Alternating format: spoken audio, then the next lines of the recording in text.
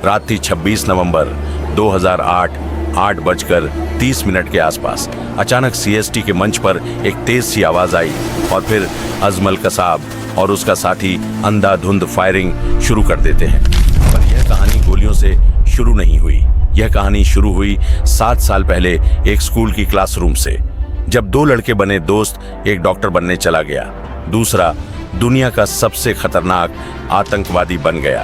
एक का दिमाग, दूसरे का हाथ। इन दोनों ने मिलकर वो हमला प्लान किया जिसने मुंबई को 60 घंटे तक नर्क बना दिया। लेकिन यह बात कम लोग जानते हैं कि इस हमले की तैयारी 7 साल पहले शुरू हुई थी। एक आदमी अमेरिकी पासपोर्ट लेकर मुस्कुराते हुए कैमरा घुमाता रहा और हमले के हर रास्ते, हर दरवाजे, हर छत, हर खिड़की, सबका नक्शा पाकिस्तान भेजता रहा। और दूसरी तरफ पाकिस्तान के कैंप में 10 लड़कों को सिखाया जा रहा था कैसे एक शहर को 60 घंटे तक बंदूक की नोक पर रखा जाता है। 4 दिन समुद्र में एक फिशिंग बोट हाईजैक और मुंबई के तट पर 26 नवंबर की रात यह 10 साए उतर गए। इनमें से सिर्फ एक जिंदा बचा और उसकी जुबान ने पूरी दुनिया को हिला दिया। कौन था वो? कैसे ट्रेनिंग हुई? अटैक की प्लानिंग कहां हुई? और डेविड हेडली ने भारत को कितनी देर तक धोखा दिया? आज आप 26 नवंबर की वह कहानी देखेंगे जो किताबों में नहीं बल्कि खून, आग, धुआं और धोखे में लिखी गई थी। साल था 1971। पाकिस्तान के शहर हसन अब्दाल में एक छोटा सा मिलिट्री कॉलेज था, कैडेट कॉलेज हसन अब्दाल।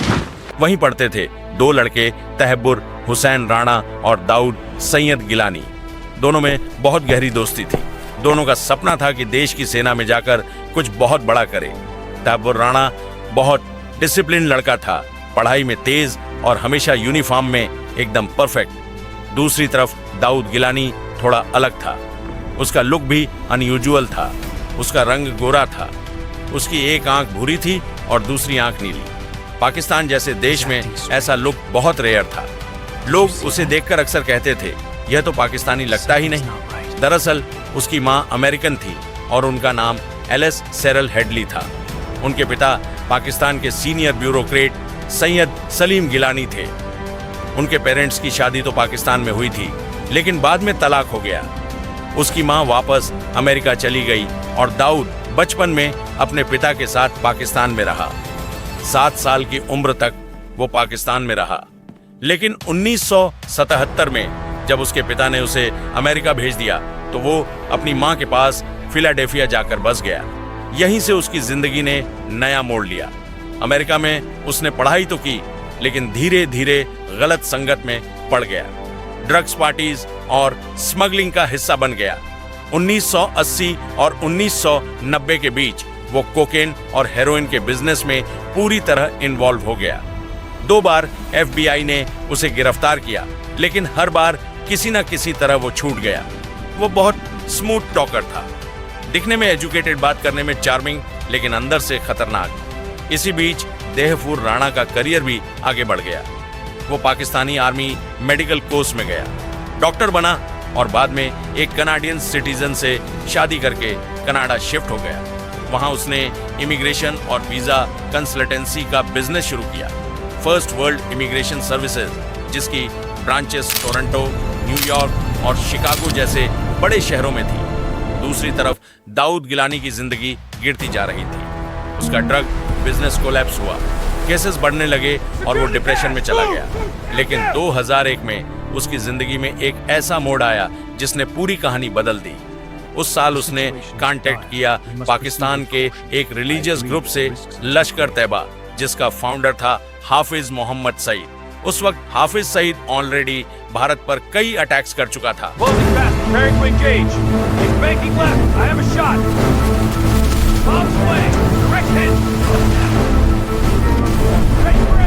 उसके टारगेट लिस्ट में नया शहर था मुंबई।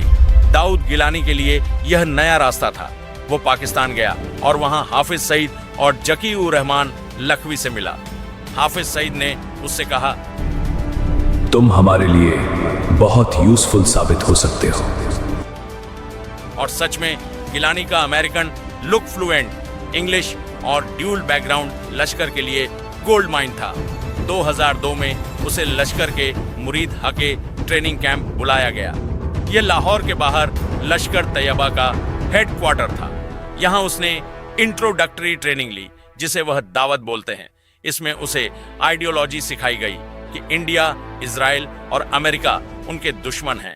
इसके बाद एडवांस ट्रेनिंग के लिए उसे मुजफ्फराबाद, जो कि पीओके में पड़ता है, वहां भेजा गया, जहां लश्कर का मेन मिलिट्री कैंप था, बैतुल मुजाहिदीन।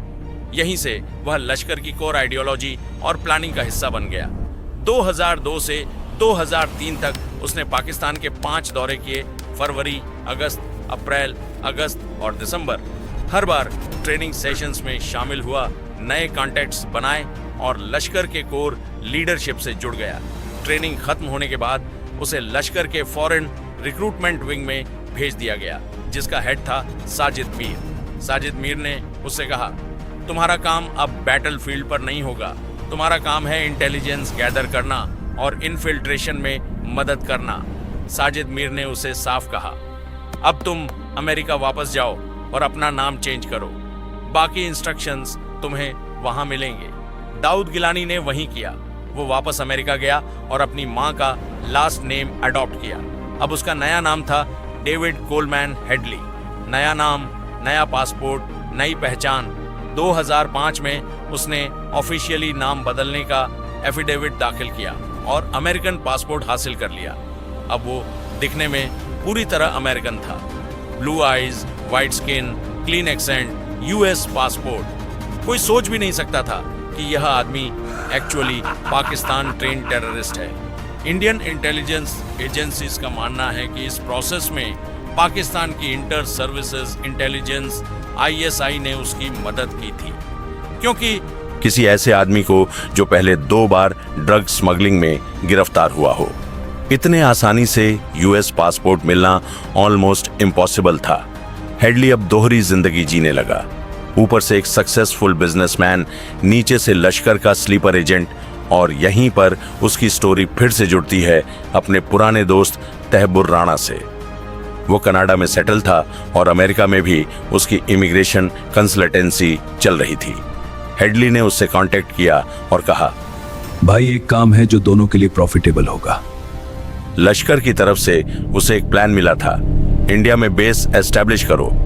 हेडली ने राणा से कहा, हम अपनी कंपनी की ब्रांच मुंबई में खोलते हैं, लेजिटमेट बिजनेस भी चलेगा और ट्रैवल करने का रीजन भी रहेगा। राणा को आइडिया पसंद आया। उसने कहा, श्योर, बिजनेस एक्सपेंड करते हैं इंडिया में भी। बस यहीं से शुरू हुआ एक ऐसा नेटवर्क जो आने वाले 3 सालों में दुनिया के सबसे बड़े टेररिस्ट अटैक की बैकबोन बनने वाला था। डेविड हेडली का नया लाइफस्टाइल अब बिल्कुल बदल चुका था। ऊपर से वो एक लेजिटमेट बिजनेसमैन की तरह दिखता। Corporate meetings, immigration, consultancy, client calls. नीचे से वही लश्कर का एजेंट था जो अपने पुराने हैंडलर्स से लगातार कांटेक्ट में रहता था। उसने मुंबई जाने का पहला बहाना वीजा और बिजनेस मीटिंग बताया। जुलाई 2006 में जब वो पहली बार इंडिया पहुंचा तो उसने बस होटल्स, कैफेज और कुछ पब्लिक प्लेसेस की देख रेख कि यहाँ कैसा क्राउड रहता है, किस टाइम पर जगह क्राउडेड होती है, कहाँ कैमरे लगे हैं, किस एंट्री से लोग आते जाते हैं। ऐसी बातें उसने नोट की। वो ओपन टूरिस्ट की तरह रिकॉर्डिंग करता, कैमरा और वीडियो लेता, जीपीएस कोऑर्डिनेट्स का यूज करता। बातों का यह सिलसिला अब लश्कर के लिए इंटेलिजेंस बनता जा रहा था। तहव्वुर राणा, जो अब कनाडा में सेटल्ड था और जिसकी इमिग्रेशन कंपनी की वजह से उसे इंडिया आने जाने के लेजिटिमेट रीजंस भी मिल जाते थे, उसने भी हेडली की मदद की। दोनों ने डिसाइड किया कि मुंबई में एक ऑफिस खोलना सबसे अच्छा कवर होगा, एक ऐसा कवर जो बार बार इंडिया आने का कारण दे और साथ में लोकल लॉजिस्टिक्स को आसान बनाए। इधर पाकिस्तान में लश्कर तैयबा ने अपनी रिक्रूटमेंट और ट्रेनिंग पूरी तीव्रता से शुरू कर रखी थी। उस वक्त के रिकॉर्ड्स और बाद के इंटेरोगेशंस में जो सच सामने आया, उससे पता चला कि लश्कर ने उन लड़कों की स्क्रीनिंग बड़े पैमाने पर की। गरीबी, बेरोजगारी, पारिवारिक सूना होना और अक्सर छोटी सी क्रिमिनल हिस्ट्री, ऐसे युवाओं को चुनना आसान था। कुल मिलाकर 27 से ज्यादा नाम सामने आए। लेकिन आखिर में उन तमाम नामों में से सिर्फ 10 लड़के फाइनल हुए। वो 10 जिनको समुद्री रूट से भेजा गया। उनमें से एक का नाम अजमल आमिर कसाब था। कसाब था तो एक आम सा बच्चा, ओकारा जिला पंजाब का रहने वाला, लेकिन जिन कारणों से लश्कर ने उसे चुना, उन सभी कारणों ने उसे बड़े साजिश में धकेल दिया। लश्कर का ट्रेनिंग प्रोग्राम 4 मेन चरणों में डिवाइड था। पहला था दौरा ए सफा, दूसरा दौरा ए अम्मा, तीसरा दौरा ए खासा और चौथा दौरा ए रिबाद। पहले 2 चरणों में रिलीजियस इंडक्ट्रिनेशन और बेसिक मिलिट्री स्किल्स दी जाती थी। तीसरे में advanced gorilla fighting, explosives, close quarters battle जैसी ट्रेनिंग थी, जिसे पूरा करना आसान नहीं था। चौथे में इंटेलिजेंस और एस्केप इवेंट के टेक्निकल्स सिखाए जाते थे। इन सभी चरणों में जो सर्वाइवर्स रहे, वही आगे की प्लानिंग के लिए चुने गए। ट्रेनिंग इतनी कड़ी थी कि कई लोग बीच रास्ते में ही निकल गए। इमोशनल स्ट्रेस, फिजिकल टॉर्चर और कठिन दिनचर्या ने बहुतों को तोड़ दिया। प्रशिक्षण के इंस्ट्रक्टर्स में कुछ ऐसे लोग थे जिनके नाम बाद की जांच में बार बार आए। हाफिज सईद, स्कियर रहमान, लखवी और कुछ कमांडर्स। ट्रेनिंग में उनको यह सिखाया गया कि कैसे एक बड़े शहर में घुसकर मैक्सिमम डैमेज करना है, कैसे किसी भी भीड़ में ब्लेंड कर लेना है, और सबसे अहम बात, अगर कुछ गलत हो जाए तो किस तरह बच निकलना है। इन सब बातों का फाइनल आउटपुट यही था कि एक बड़ा कोऑर्डिनेट मल्टी साइड अटैक को अंजाम दिया जाए। अजमल कसाब और बाकी 9 लड़कों का सिलेक्शन होने के बाद उन्हें पाकिस्तान से कराची तक सीक्रेट ट्रेन से लाया गया। कराची के निकट अजीजाबाद इलाके में उन्हें कुछ हफ्तों तक रखा गया और वहां से उनकी समुद्री ट्रेनिंग शुरू। प्रशिक्षण के बाद घटनाओं ने कौन सा मोड़ लिया, यह दूसरे भाग में देखने को मिलेगा। इसीलिए चैनल को सब्सक्राइब करें और बेल नोटिफिकेशन ऑन रखें, क्योंकि आगे की कहानी बेहद दिलचस्प होने वाली है। जय हिंद, जय भारत।